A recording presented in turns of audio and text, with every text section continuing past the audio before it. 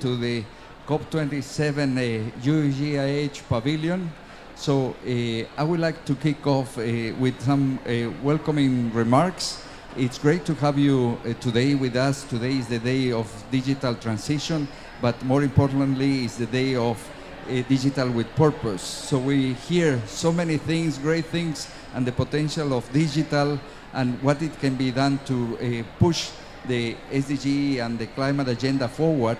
But this has a purpose that needs to be well understood. The potential is not only decarbonizing the agenda, but it's also helping entities and users to transform the supply chain and many other benefits that we must see happening, and we must see happening in the short run. So it's quite a challenging process. With this, I would like to pass the floor to our moderator. Our moderator is today Kairu. Kairu will be walking through the process of helping us with the agenda. So we have, just give me a second.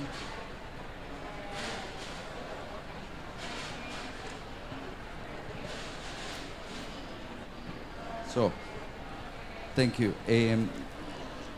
Yeah, okay, now we have a small glitch that is now solved.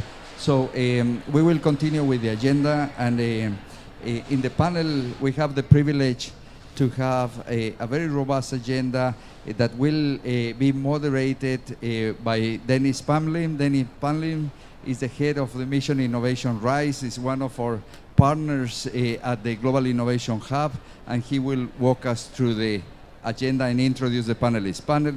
Dennis, the floor is yours. Thank you very much, Carlos. And here I'm actually wearing two of my favorite hats with two of my favorite people on the planet on the panel. As Carlos was saying, I'm co-founder of the Global Innovation Hub with Mission Innovation and RISE, but I'm also the head of strategy with Luis Neves. And these are two people who are really at the forefront of providing the next generation of platforms for the kind of transformation that is required. And there are two people who are really helping us move forward. And as Carlos was saying earlier, this is really a session about trying to look at what is really needed. And this is something that where Luis and Masamba is very close. We should not focus on what is seen as possible today, but what is actually needed. We need to stretch ourselves. And the whole idea when Luis was setting up Digital with Purpose was that we should focus on what do we need in society, and then challenge us as companies and stakeholders to work together towards that goal. And that's where the link to the UNFCCC's Global Innovation Hub is so clear.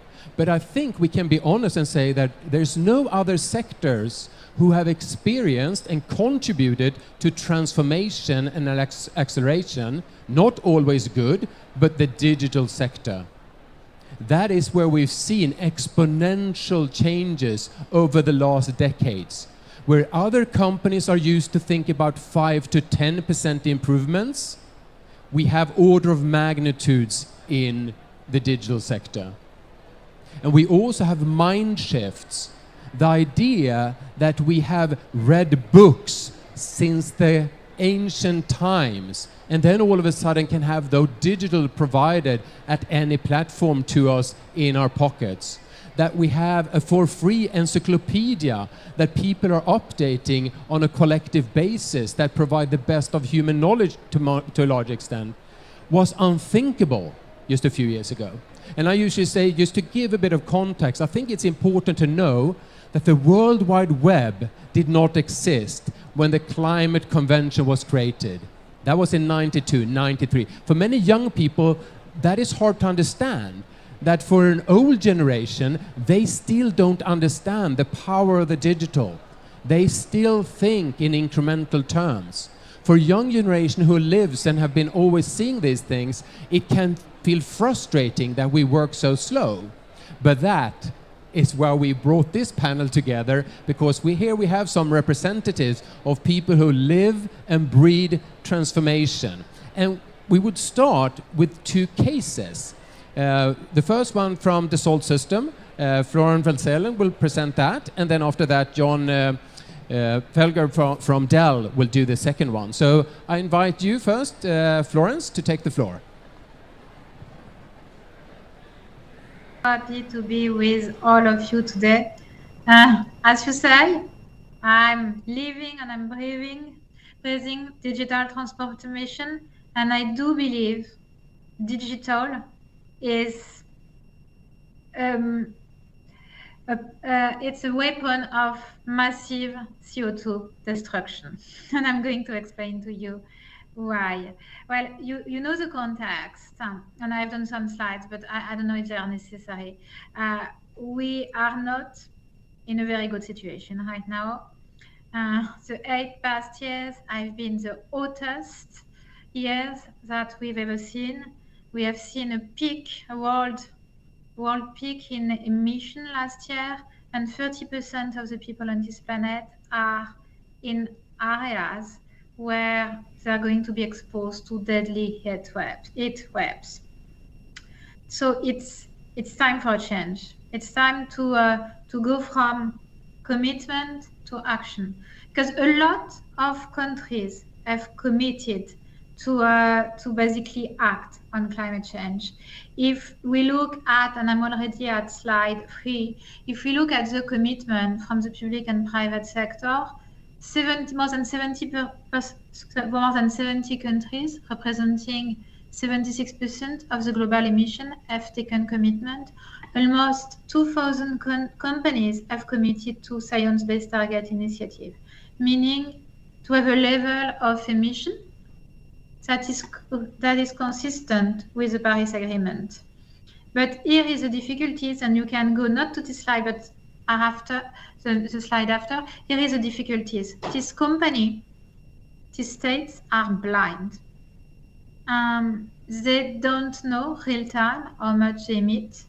They don't know, or they have limited view if they launch action about what are these actions going to bring them in terms of reduction of CO2.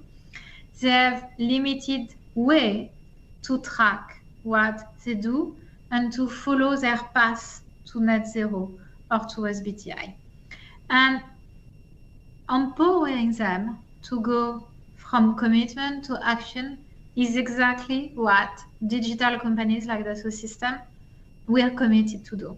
Why? Because we are our platform. We are able to give to companies, to states, virtual twin of their products, their territories, their city, that allows them to know real-time their emission, but more importantly, to plan, simulate, design for net zero solutions to their challenges. And it works. If you go to slide 4, we released together with Accenture a study last year. The next slide. Voila, thank you. We released a study 18 months ago where we basically calculated the impact of one particular technology, the one I do believe the most in, a virtual twin when it comes to sustainability. And we basically 5 use cases. We did a lot of customer interviews in construction, high-tech, packaging, car industry, pharmaceutical industry, where you use either the virtual twin of your product to optimize your product beforehand, or you use it as the virtual twin of your plant to optimize everything in your manufacturing plant, or the virtual twin of your product to continue the optimization during the life of the product. Well, we could save, with just 5 use cases of virtual twin, 7.5 gigaton of CO2 emission equivalent. And that's the equivalent of 1 year of emission of the transportation industry. And so it works. And why does it work? Because, for example, if you go to the packaging industry, and that's the next slide, on a company we particularly like, which is called Metsaboard. Metsaboard, on the next slide, is focused on sustainable packaging. Basically, they use the virtual twin of a product to work on the best virtual twin of the packaging in order to do the right packaging with the right amount of packaging, but not too much. First, and then in order to make sure that they have packaging that are as sustainable as possible. And by using the virtual twin of this packaging, they were able to reduce 40% of their emission, but also to use materials that were 100% traceable and recyclable. So that was just a revolution that is now applied by a lot of other packaging companies. But if we go in another sector, like the infrastructure sector, we are working with a company that probably you know on the next slide, brick construction. What do brick construction do? Instead of basically doing the design in 2 days of a building and then sending it to their supplier to do the best way they can, they do, on the next slide, they do the virtual twin of their building in order to optimize this virtual twin for the building to consume as little energy, as little material, and to have as little impact as possible on the earth. And they've been doing that since more than 1 year now. And the effects are just amazing because the virtual twin is used to optimize the construction for sustainability, but also the life of the building and the deconstruction for sustainability. And thanks to that, thanks to the virtual twin, they're able to reduce the heat recovery, to increase the heat recovery by 70%, to decrease the waste by 40%, and the emission by 40% as well. So in terms of sustainability, it's just massive. And I have thousands and thousands of stories like that. For us at Dassault Systèmes, this is really what we want to provide to the world, virtual twin of product, infrastructure, supply chain, companies that can be optimized for sustainability in order to help companies, cities, government to know exactly where they are in terms of emission, but even more important, how they can optimize and to follow their journey towards a sustainable world. Thank you.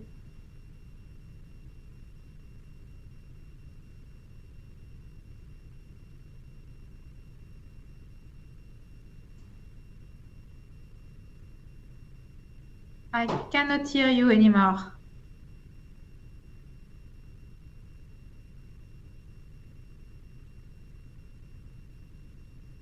I cannot hear you.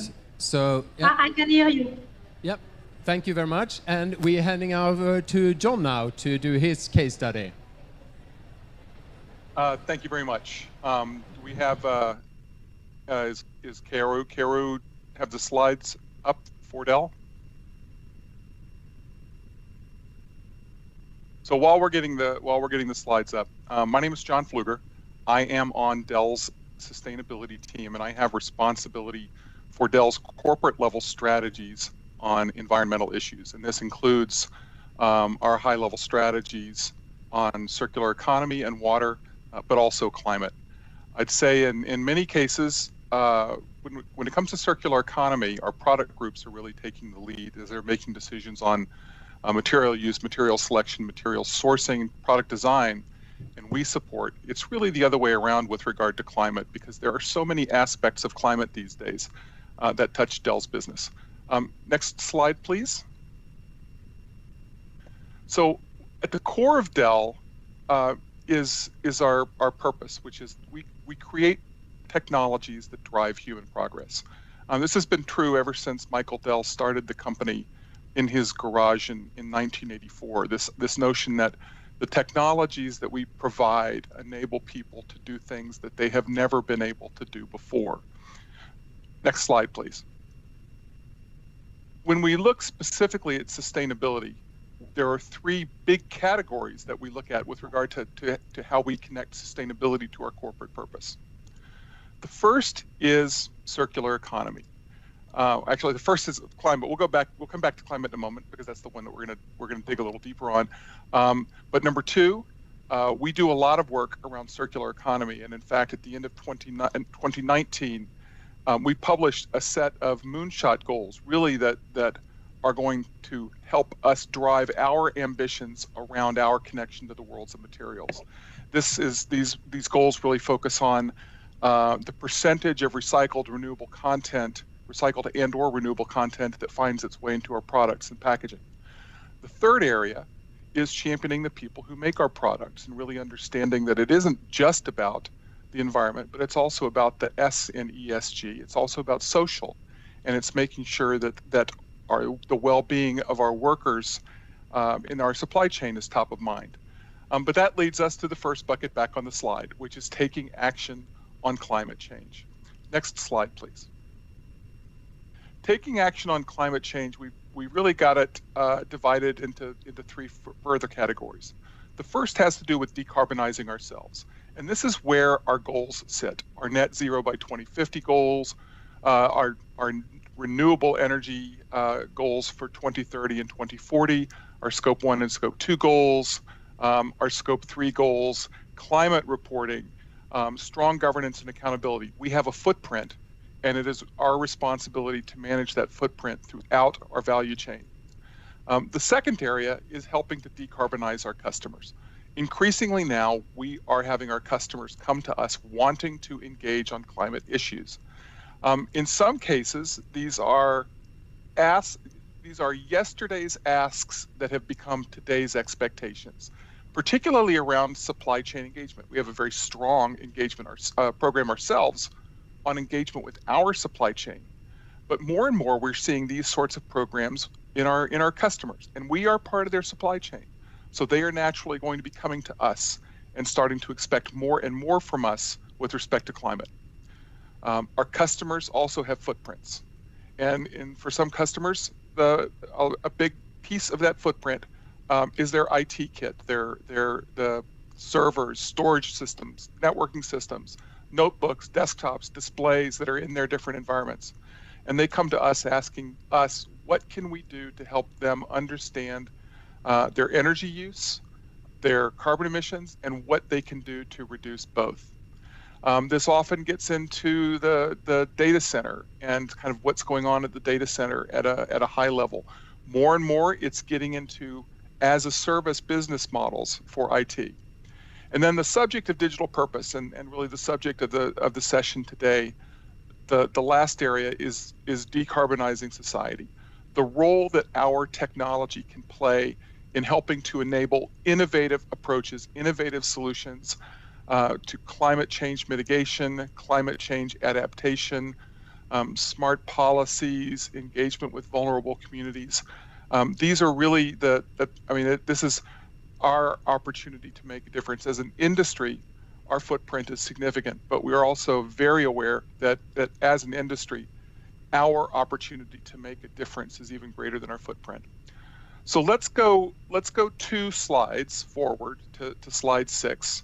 And when we look at our opportunity to help society, there are opportunities across all of the sectors identified in the IPCC's report or used in the IPCC's report to describe what is going on with respect to climate. Transportation, smart industry, smart buildings, agriculture, forestry, and other land use, and the energy sector. And the energy sector is particularly critical because our ability not only to deploy renewables, but to integrate those renewables farms, renewables projects, whether they're large or small, is going to be it's really the key avenue for us to reduce the carbon footprint in the energy sector. Let's go when we look at the opportunities in utilities. One of the things we see is that the utilities infrastructure today is not as modern as one might think. And so when we're looking at where utilities should naturally go, we already see some utilities using advanced analytics. We know that new energy generation capability is primarily going to come from solar and wind. We know, for example, that utilities are starting to use advanced technologies like AI and machine learning for grid management. And we also know that they're going to be integrating both information technology and operational technology to reduce their overall business risk. So let's go for one more slide, please. So when we look at the future of digital utilities, we look at reimagining the grid, modernizing the grid, managing the grid, substation management, renewables management. We're looking at how do you connect across the utility's own ecosystem? How do you connect the workforce with this digital transformation of the sector with other tools that they need? And then how do you connect utilities to some of these capabilities that are now emerging in terms of grid forecasting, demand analytics, computer vision, microgrids, et cetera? So when we look at the future of electricity distribution, electricity transmission, electricity generation, we're going to naturally turn to digital technologies and digital transformation to help make that happen, not only to help make it happen, but also to help accelerate the transition and help scale the transition. So I think we'll go to one more slide. Let's go to the next slide.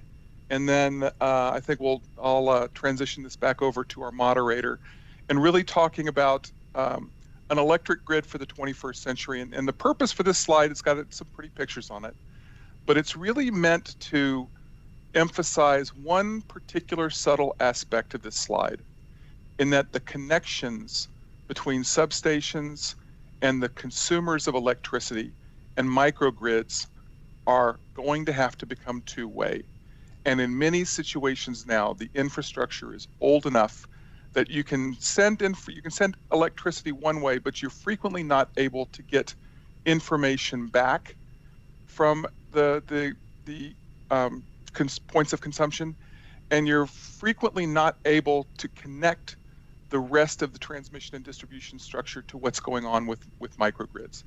And this is going to be something that as our electric grid evolves, we're really going to need those two-way communications, and that's a great kind of fairly simple way to explain what needs to happen. So Dell is involved in solutions like these. I know that for most people, your experience of Dell is seeing us in a big box retailer, seeing our consumer products and our notebooks. But Dell actually works across the entire computing spectrum. We provide products to consumers, but we also provide client products like displays, desktops, notebooks to our commercial customers and to public customers across the planet. And then we also provide servers, storage systems, networking. We're one of the largest storage providers, if not the largest provider of storage systems on the planet. You go to a data center and there's a really good chance any general data center that you find our equipment there.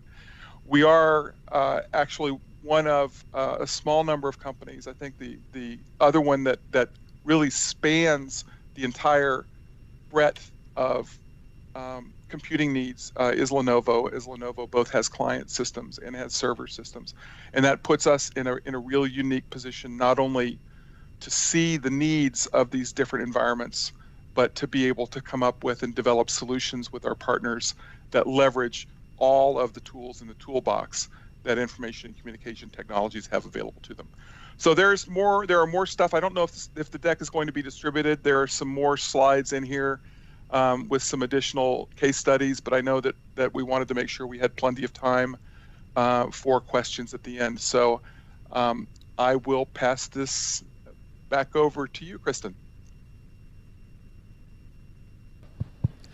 Thank you very much. And I think it was two really interesting case studies in terms of, we talk about the need for collaboration, we talk about the need for thinking in new ways, and both of these presentations clearly showed how the digital providers are at the core of connecting all these new stakeholders that are thinking in new ways, from cars that are no longer just using gasoline, but that are helping provide the grid with electricity. And how do you model those things? And I think that what Dassault Systèmes is such an interesting case also, that how can we visualize these new worlds that are in front of us? And as John was talking about, this Dell, from the very beginning, it was to advance humanity and to use this new technology for the betterment of society. And we don't get so much of that because we have been treating companies as problems. Most when Dassault Systèmes and Dell has been asked is to report their emissions, not to present these exciting solutions. And I would like them to be on the main stage here at the COP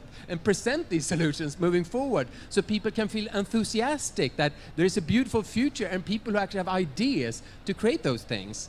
But we'll move over now to this session and have some questions for the different panelists. And I'd like to start by inviting Luis Neves, if you can switch on your mic and camera, and just if you can elaborate a bit on what does climate leadership look now in the 21st century for the private sector, and what kind of innovations and concrete actions are underway, and maybe elaborate for the absolute fantastic idea on the digital with purpose that brings people, not just the digital sector, but everyone on board of using digital in smart ways. So the floor is yours, Luis.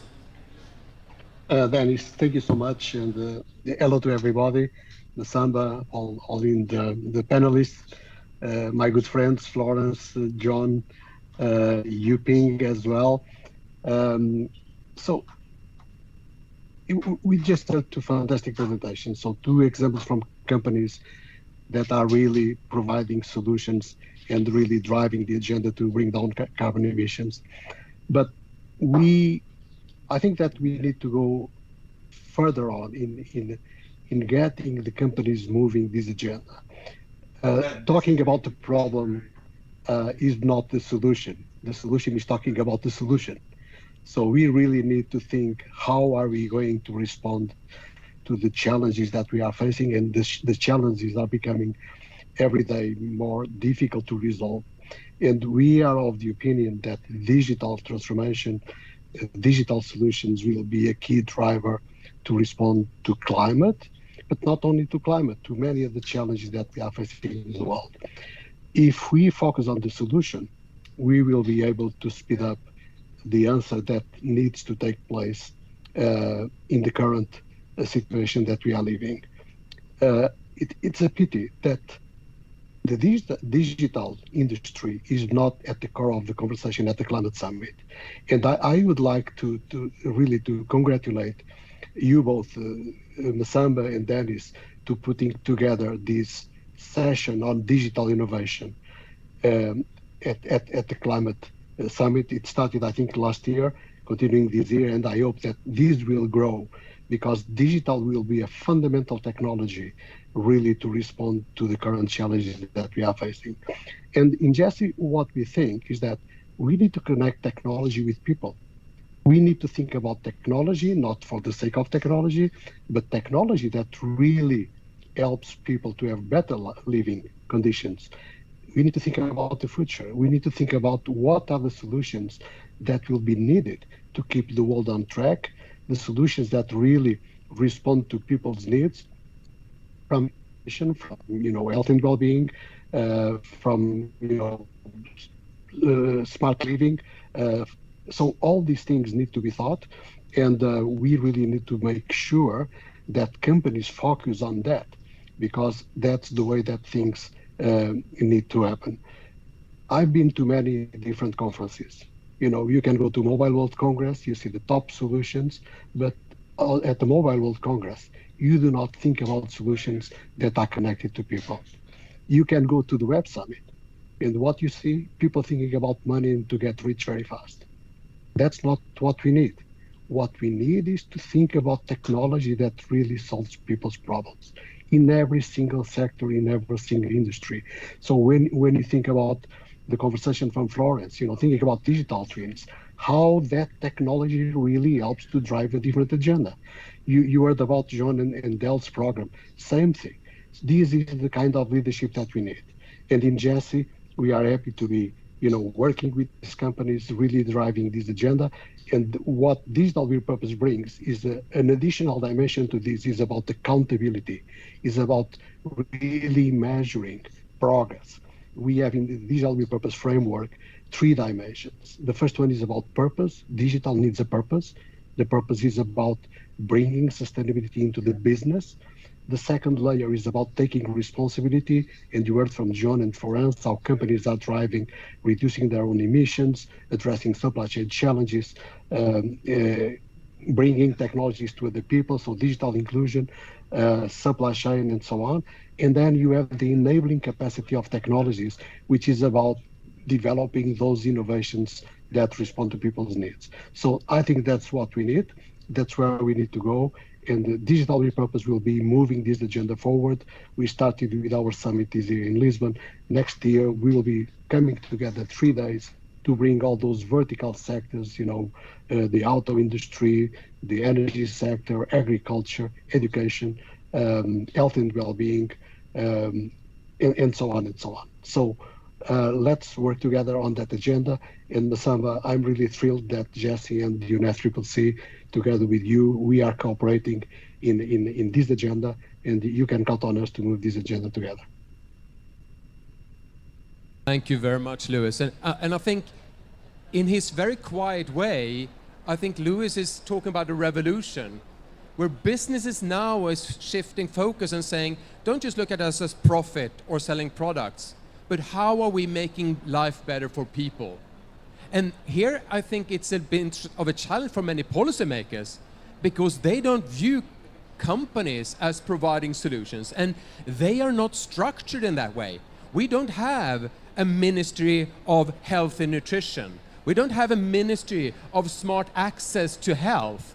We have ministry of transportation, energy. These are not needs for humans. These are how we structure our old economy. And now business is coming and say, let's make sure that we focus on human needs instead. So Chang Juping, I'm curious from your perspective in terms of how we're making sure that policymakers are living with this challenge, because we are seeing so much, especially in the climate field, they still approach companies as a source of emission, only asking them to reduce their emissions instead of saying, how do you really come up and delivering with the next generation of globally sustainable solutions? And as you heard from Dell and Dassault Systèmes and Lewis, here we are. We have the solutions here. We're setting up a digital with purpose process to really deliver on that. So your thoughts? Thank you so much, Christine. And thank you so much to the organizers for inviting me to be here today. I sit at the United Nations in the Office of the Secretary General's Envoy on Technology, and many of the colleagues that are around the table in the room have actually been close collaborators of the office in a lot of our work around the intersection of digital and the environment. And indeed, the Secretary General of the United Nations, you heard him at the opening of COP, where he said that we are in the fight of our lives with regards to the environment and we are losing. And this is where I think he really has put the environment, climate change, and these crises that we are facing at the heart of the work of the United Nations to serve and to deliver. And in some ways, he has also put digital similarly as one of the key challenges of our time. So our discussion today is at the intersection of those two aspects, and very timely in really looking at what other colleagues have talked about, both the potential of digital technologies to really transform and actually achieve the results that we so urgently need when it comes to the environment and climate change, but at the same time, the downsides of digital technology. Florence was very eloquent in talking about the dangers here, where we are very conscious that it's not just digitalization and the benefits it brings, but also these unintended consequences, be it pollution, energy consumption, e-waste, and so forth. So it really is a very complex and nuanced issue where we really need to look at both aspects of digital technology and really, as everybody has said, come up with innovative solutions in addressing both recognizing the pitfalls and the challenges, but as well as the transformative potential that digital technologies have. And I'm really actually very struck by what you had said, that really we are here to find collaborative new ways to work together. And that question that you just asked about what models of governance, what approaches do we need to take to this new challenges is very interesting, because that's something that we at the United Nations are also grappling with. And I think that the solution that we've actually sort of moved towards is something that's epitomized by our gathering today. It is about the need for multi-stakeholder governance models that recognize the role of everyone, not just member states and governments, but also private sector, tech companies, academics, research, institutions, as well as civil society, organizations like GeSI, and the people in the room, which are coming together to really forge these collaborative approaches to climate governance, to digital governance, and find a way to merge these in an effective manner. And this is not something that comes naturally to the United Nations either, right? So in some ways, even this model of governance and discussion is something that is innovative and new to the UN, and something that we have to learn how to do. The UNFCCC, the entire COP process, has a little bit of a head start, because there really has been a tradition of looking at science and the role of private sector businesses in carbon emissions based on science and research. But if you look at the other aspects of digital technology and the implications of digital, it's really not there yet.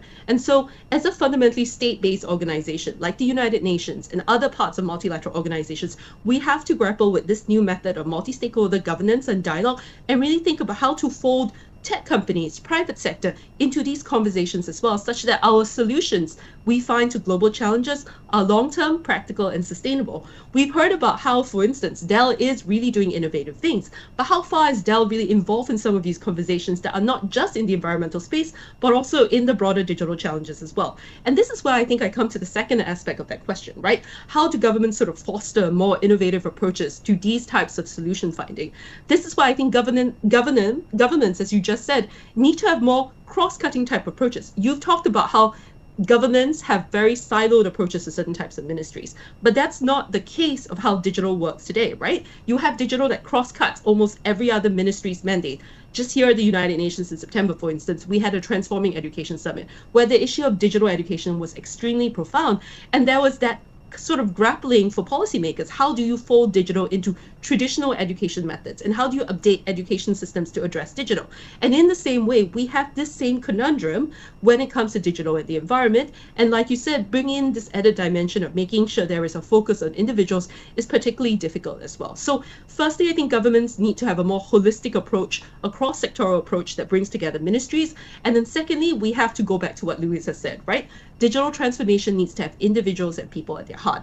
And that inclusive approach to digital transformation and that recognition that it's not about just an approach or program or policy or one-off solution, but really having a systemic change in the way we approach digital technologies, putting individuals and people at the very heart of that mandate to transform and approach economies and societies is important. And I think that's a realization that governments slowly are coming to, but it really is a big effort. And this is why, for instance, parts of the UN system, such as the UNDP, have really taken this more systemic approach to digital transformation, making sure that environmental sustainability is part of a systems approach to digital transformation, rather than taking it as sort of a standalone issue where you talk about our environment separate from other issues.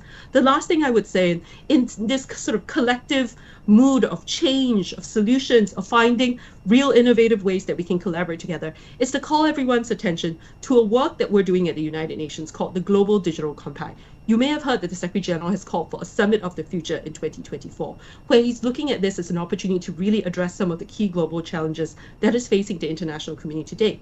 And one of the key outcomes of the Summit of the Future in September of 2024 is a call for a Global Digital Compact, which is a once-in-a-lifetime opportunity to bring together all stakeholders, like I said, reflecting this multi-stakeholder model of governance, which is not just governments, but also private sector, civil society, research, academics, everyone together around the digital principles that we need to see for our digital future. So those are principles for a more open, free, secure digital future for all, but one that is also inclusive and sustainable.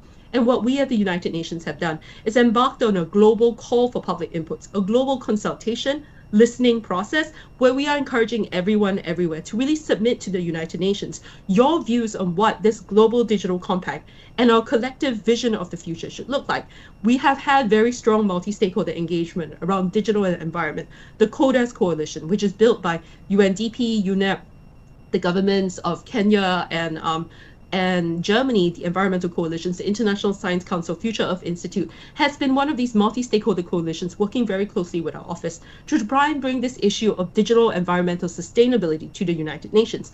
And the Global Digital Compact, which is foreseen for September 2024, is an opportunity to really galvanize a lot of this international attention around these critical issues that we've talked about. The need for sustainable and inclusive digital transformation, and put environment and digital really at the heart of some of the global discussions around digital. So I really encourage everybody to look at what the UN is doing as we move towards the Summit of the Future, and really see how a lot of your work, the innovative solutions that you bring, that what Louis has said really brings some of these issues and solutions to the forefront, could be part of this process towards the Summit of the Future, and really make sure that, like all of us agreed around this table, that these issues are at the heart of the digital future that we aim to build. So thank you so much for having me here today, and I'm really looking forward to the engagement during questions and answers. Thank you, Yuping. That was fantastic. And I think it's really worth stressing that digitalization and digital technologies and digital solutions are not a solution. They're an enabler. It's a catalyst for change. But we also see fast fashion, consumers being driven into consuming things that is not necessary, e-waste and many other challenges. And I think also what you highlighted is that compared to many other technologies, the ICT technology is not a product. It's usually also changing business models, the way we think.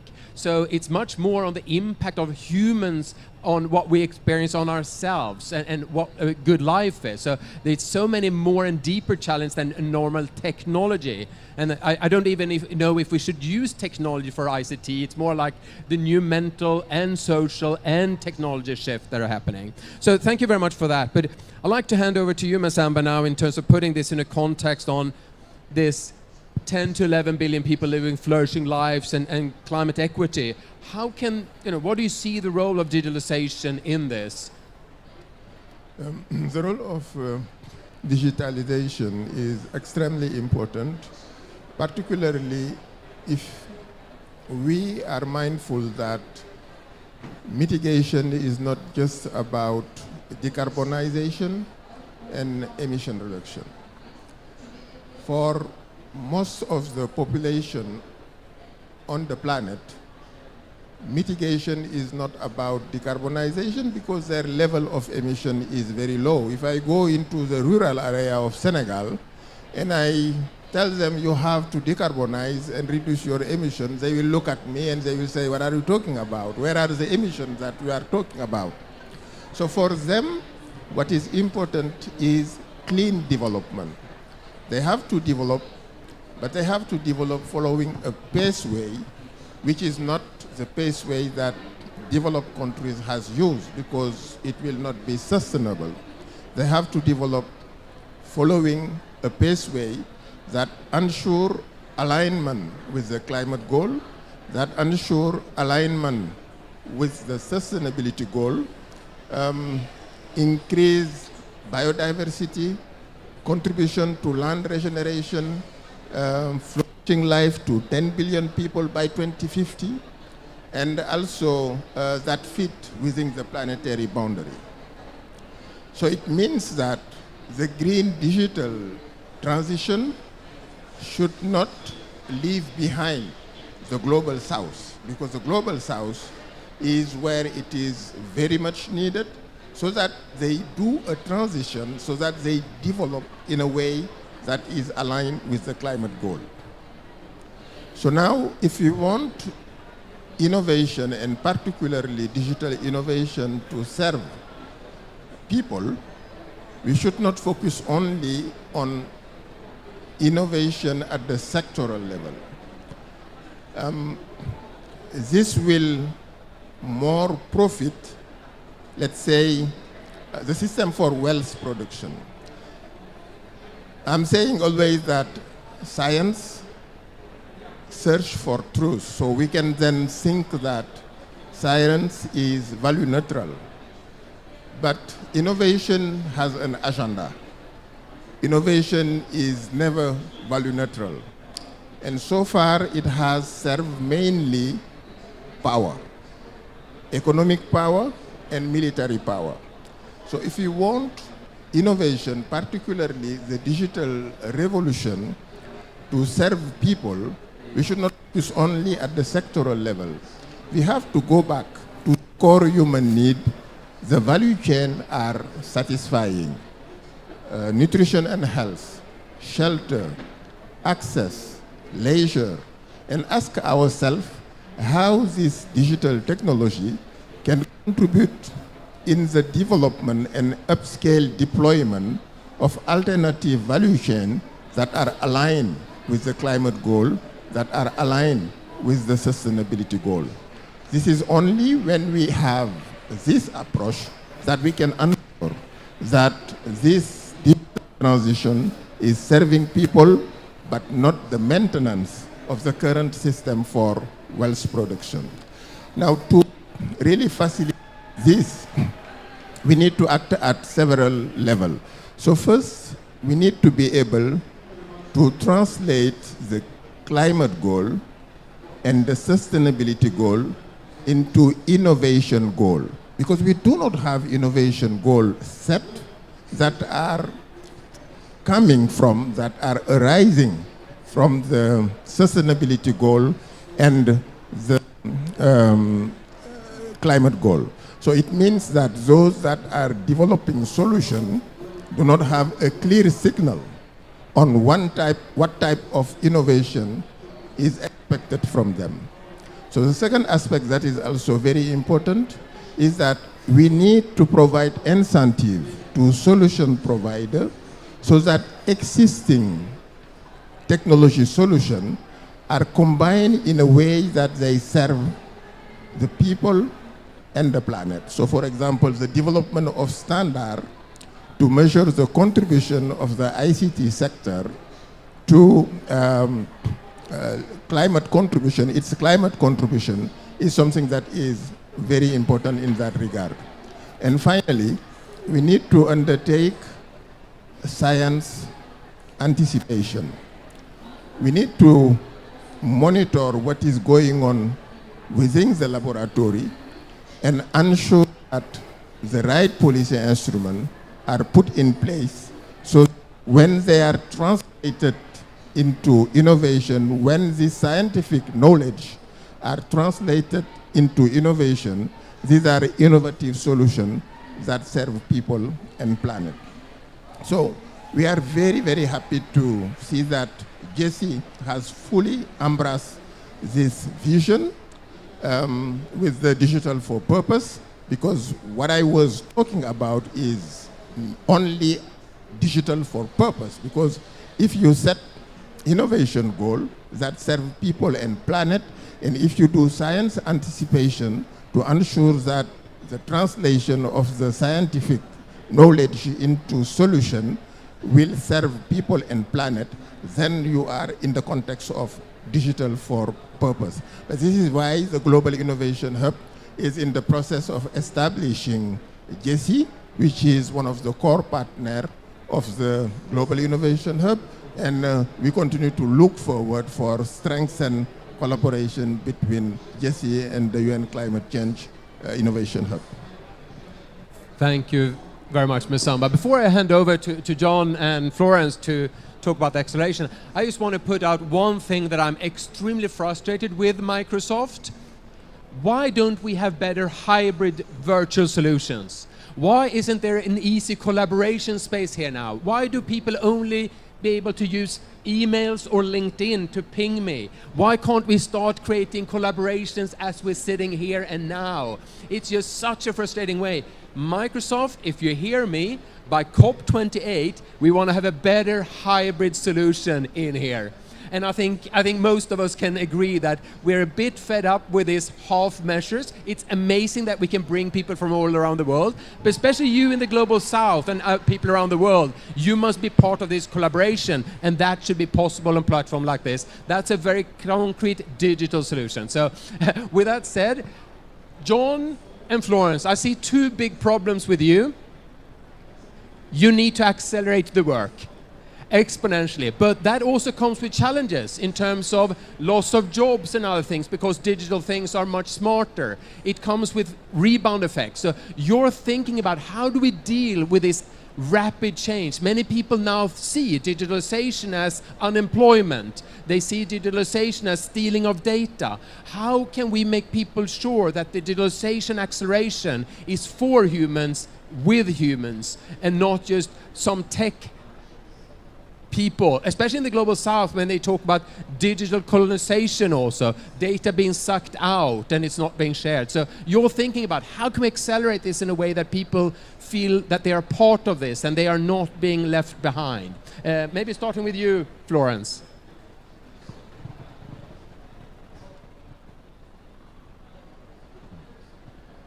At the center of the transformation, because what is preventing us to scale?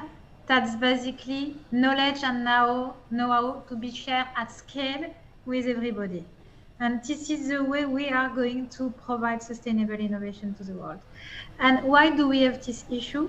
Because basically, because of digital transformation, jobs are changing jobs are not destroyed. Jobs are being transformed. If you look at what digital is bringing, it basically transforms operators into engineers, engineers into social innovators. And what does that mean? It means that people are going to need different skills, new skills. And according to the World Economic Forum, 70% of the jobs that are going to exist in 2030 do not exist now.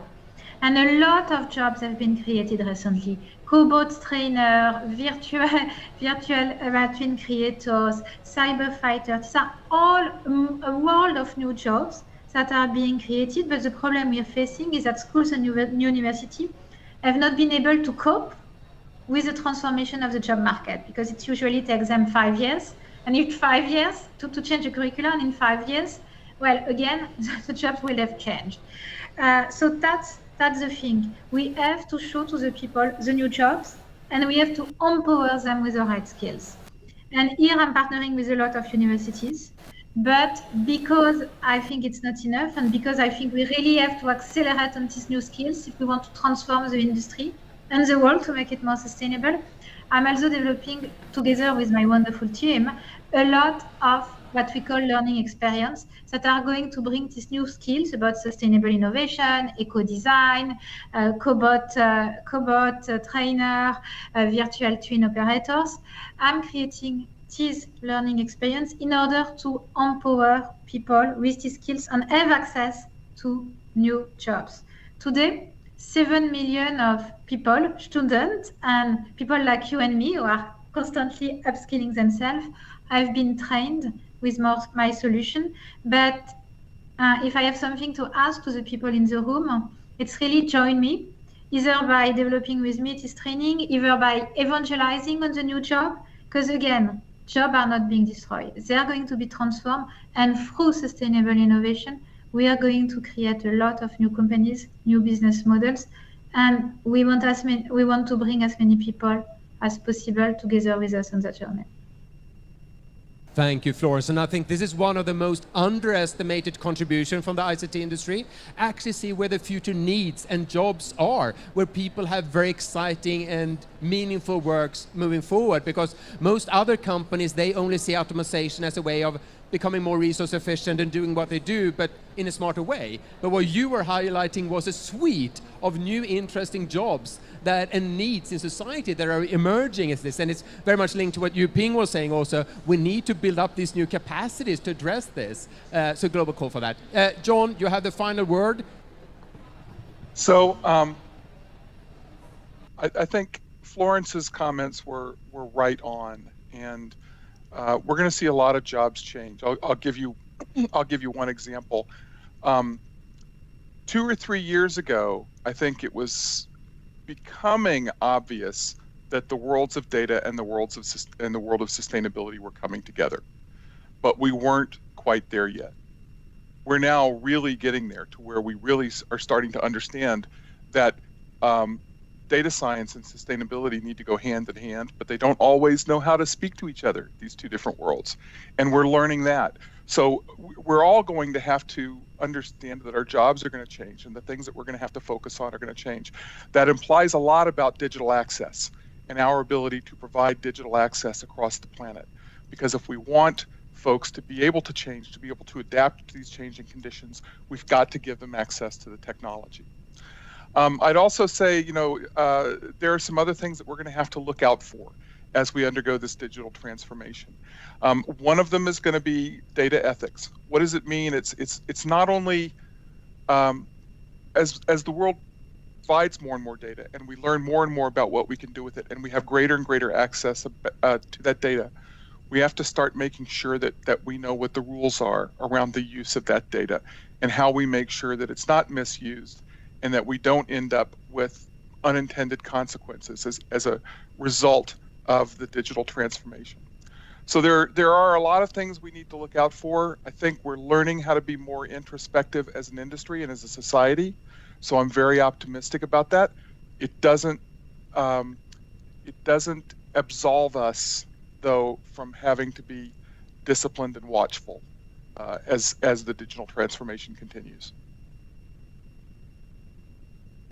Thank you very much, John. And I think we're going to have a really exciting Deal with Purpose Summit coming up this September also. And I think you actually gave some themes for some panels in terms of the future jobs, the introspection, and the role of a company in the 21st century. But I'd like to hand over for the final remarks to Luis Neves, who's been working for decades in trying to establish this kind of narrative. And now things are finally starting to take place and happening. So the final words to you, Luis. What do you want the audience to leave with? Well, very briefly, we need to understand that the pace and the speed of change in our industry is accelerating. So if you look back, the way that our technologies have been evolving, it has been amazing, and it will be faster and faster and faster. Therefore, what Florence and John said are extremely important. To some extent, we need to come back to the basics. We need to think that we need to live in the world. That the world is for the people to live in good conditions, and the technology needs to serve people. Masamba already said, in a couple of years' time, we will have 10 billion people. We need to accommodate 10 billion people in the world living in good conditions. And for that is fundamental, the ethical dimension, the connectivity dimension that John just spoke about. We need to provide connectivity to people to provide them better living conditions.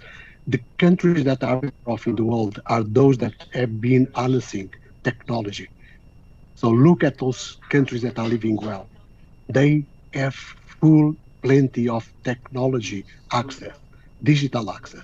And we need to provide those conditions. So policymakers need to understand that investing and employing connectivity will be a fundamental thing that needs to be done to address the challenges that we are living today.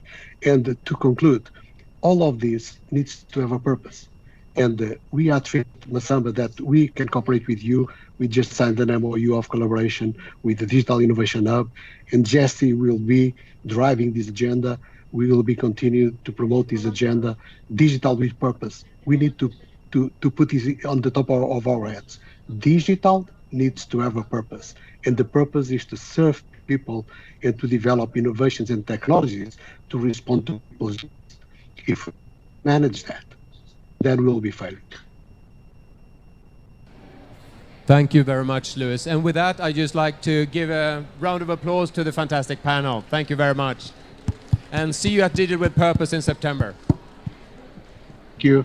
Bye-bye. Thank you all. Thank you. Bye. Bye, John. Thank you Bye, so Florence. much. Bye, Bye. Yupi. Bye. Bye, Masamba. Bye, Dennis.